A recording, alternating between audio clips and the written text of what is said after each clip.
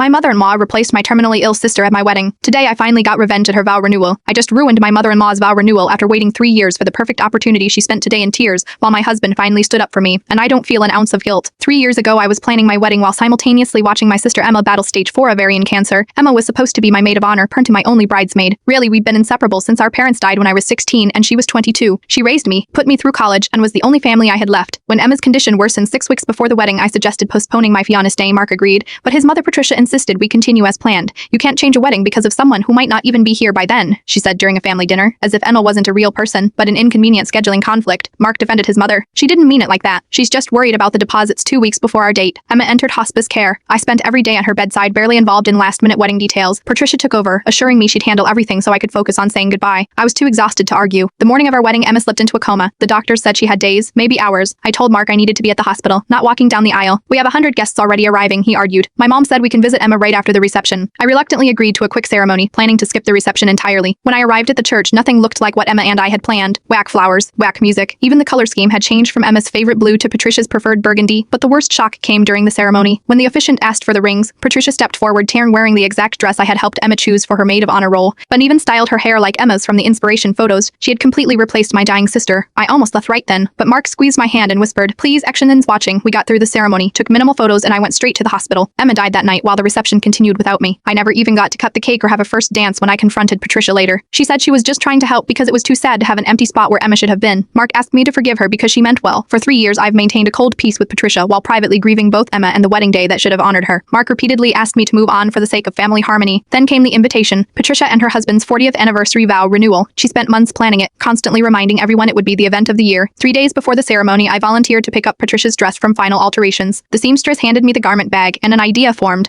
I took the dress home carefully, unpicked the side seams just enough, and restitched them with water-soluble thread pattern, the kind that dissolves with moisture or sweat. Today, Patricia walked down the aisle in her perfect dress, renewed her vows, and posed for countless photos. Then came the reception. During her emotional speech about family loyalty, she raised her champagne for a toast. That's when the side seams gave way. Not enough for indecent exposure, but enough that the entire right side sagged noticeably, revealing her shapewear underneath. As guests began to whisper and point, she noticed and tried to hold the fabric together. She rushed to the bathroom where I followed with a concerned offer to help. When we were alone, I looked her straight in the eyes. It feels awful when someone ruins the most important day of your life, doesn't it? Emma would have loved to see this. Recognition dawned in her eyes. "You did this on purpose," she hissed. "I just tried to help," I replied, using her exact words from 3 years ago. "It was too sad to see you looking so perfect when my sister never got her special moment." She told Mark everything. For once, he didn't defend her. Instead, he finally asked to see the wedding photos I'd kept hidden, part, the ones showing his mother wearing Emma's dress. Something finally clicked for him. Some people say revenge doesn't bring closure. They're wrong. Sometimes it's the only thing that finally lets you breathe again.